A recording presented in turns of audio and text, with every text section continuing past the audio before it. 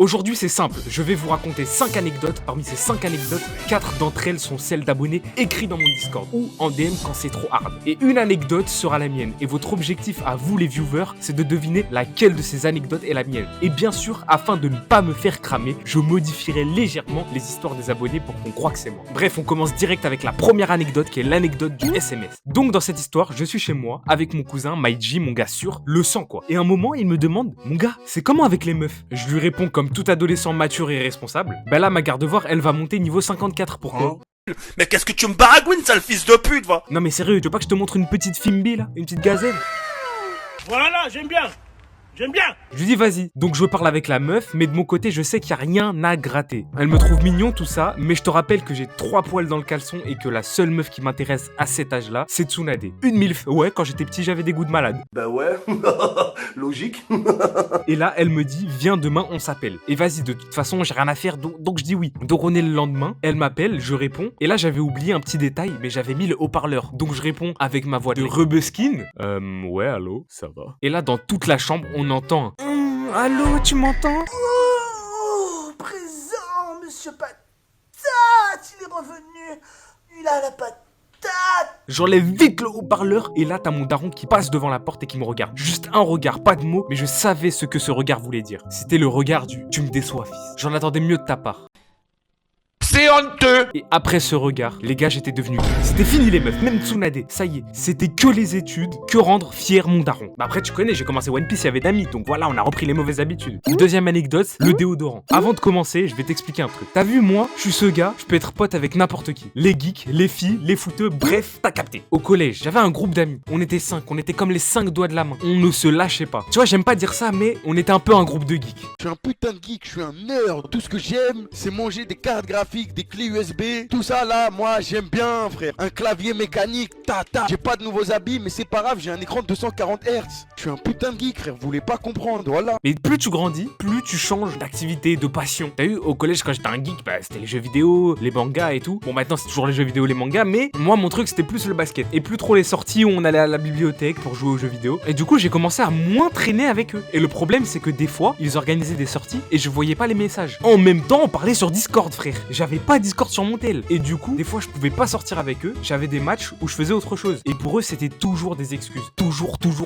Et à un moment on s'est embrouillé, toujours sur Discord. Et j'étais aux toilettes. Ouais, entre temps, j'ai installé Discord sur mon tel. On s'embrouille, tout en posant mon classique. Et 2 mecs du groupe commençaient vraiment à me casser les couilles. Parce que leur argument c'était que j'allais encore inventer une excuse pour éviter de parler avec eux. Ils avaient peut-être pas totalement tort, mais ça me foutait les nerfs qui me disaient ça. Eh bien, je leur ai tout simplement dit que j'allais quitter le groupe pour le moment parce que je me sentais comme harcelé. Et là, j'entends, ça sonne à ma porte. Ma daronne et mes sœurs, elles sont dehors. Mon daron, il est dans sa chambre. C'est-à-dire, on attend personne. Et là, je vais voir c'est qui. C'est mon pote du groupe Discord qui est venu me mettre un coup de pression parce que pour lui, j'assumais pas que je faisais que d'esquiver les problèmes. Il m'a vu une fois rentrer chez moi et il connaît quand même mon étage, ma porte, mon nom de famille. Comment c'est possible? Il m'a juste vu rentrer dans mon bâtiment. Et donc là, il est en train de m'embrouiller. Ouais, t'es un bâtard et tout, t'es un bâtard. Et t'as mon daron qui arrive et qui dit ah Willy, c'est qui lui? C'est mon pote et il va partir, t'inquiète pas. Et lui, il continue, non, votre fils c'est un lâche, faut qu'il assume. Et mon daron, il lui dit t'inquiète pas, je vais parler avec lui, je vais le frapper. Il ferme la porte et il me dit Aymen, la vérité, ton pote il pue le riz. Et il repart dans sa chambre. Troisième anecdote, le vélo. Donc déjà avant de commencer, j'étais au bled.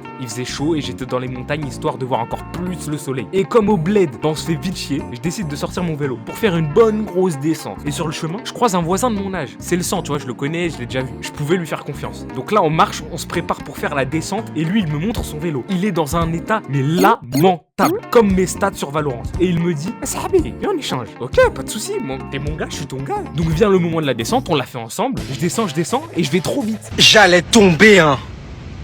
Je vous jure, j'aurais eu des séquelles. Il y avait un trou dans le sol. Au moment de freiner, je vois que le vélo, il s'arrête pas. Au contraire, il accélère. Je panique, je lui crie dessus. Comment je m'arrête? Et ce bâtard, au lieu de m'aider, il rigole. Il me dit de freiner avec mes pieds. Sauf que petit problème, j'étais en claquette. Donc je te laisse imaginer la suite. Laisser un ado de 15 ans avec un ado du bled avec un vélo à moitié cassé. Donc à part si t'as passé 500 heures sur Rider Republic, tu t'en sors pas indemne. Et je me retrouve dans un grillage.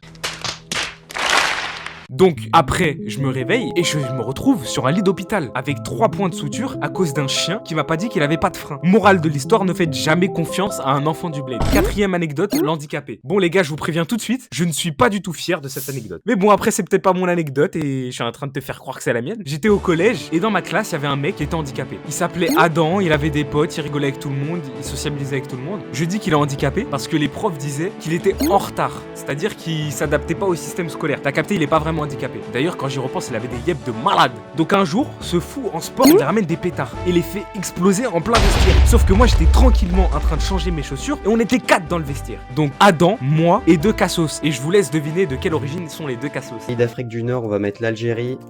Ok, en deuxième, la Tunisie et le Maroc. Bah voilà, le trio, le classique, on connaît. Donc on se fait convoquer et les 3 se mettent d'accord pour dire que c'était moi qui avais les pétards. T'es en train de perdre tes couilles, mon gars. Bande de salopes, bande de petites putes. Donc je me mange 1 heure de colle et pour ça j'ai décidé d'attendre l'handicapé à la sortie. J'allais régler mes comptes, 1 contre 1. Il y a un poteau, il y avait plus de mecs chill. C'était lui contre moi dans le parc juste à côté du collège. Et les 2 cassos étaient là pour regarder la bagarre au cas où ça partait trop en couille. Donc là je me prépare, mentalité Kaizen, je lui mets une droite dans le visage et là, comme dans les animés, il n'a pas bougé d'1 centimètre. Ah, je suis nul!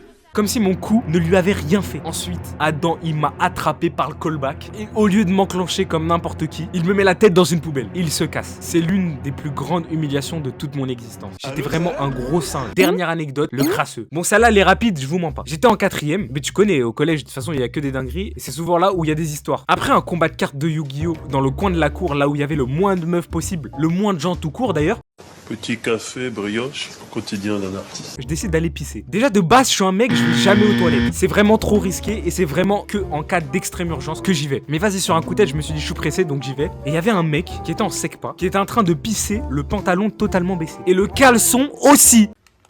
Putain, mais what? Mais what? Donc ensuite il a fini de pisser et il a toujours pas remonté son pantalon. Il s'est lavé les mains, toujours le pantalon et le caleçon en bas. Et après s'être lavé les mains, il a remonté son froc et j'ai vu un spectacle, mais magnifique, de A à Z. J'aurais pu appeler cette anecdote l'aventure de la mini saucisse. Il avait un zizi minuscule. Mais bon, tu vas me dire, mais pourquoi t'as regardé? Bah, y avait que ça dans mon champ de vision. Bon alors les gars, c'est la fin des anecdotes, mais avant de te dire laquelle est la mienne, je te laisse venir sur Insta et sur Discord si tu veux participer pour un épisode 2. Un petit objectif de like, 6000 likes sur la vidéo, je fais un épisode 2. Enfin bref, vous êtes prêts? Roulement de tambour et l'anecdote qui est la mienne est l'anecdote numéro 2. Alors si t'as trouvé la bonne réponse direct, dis-le moi en commentaire et surtout dis-moi qu'est-ce qui t'a aidé à deviner pourquoi c'était celle-là. Comme ça je m'améliore, s'il y a un épisode 2. Et moi je vous dis passez une bonne journée, salut l'ami. Toi, dans ta famille, c'est 100% tunisien, toi, dans ta famille? Mais je suis pas tunisien. Tu vois là, t'es pas tunisien? Mais voilà, je suis pas tunisien. Mais t'es quoi alors? Je pensais que t'étais à Tounsi, moi. Mais je suis algérien. T'es algérien. Algérien. Oh, algérien. Algérien. Ah oui. Algérien, ça.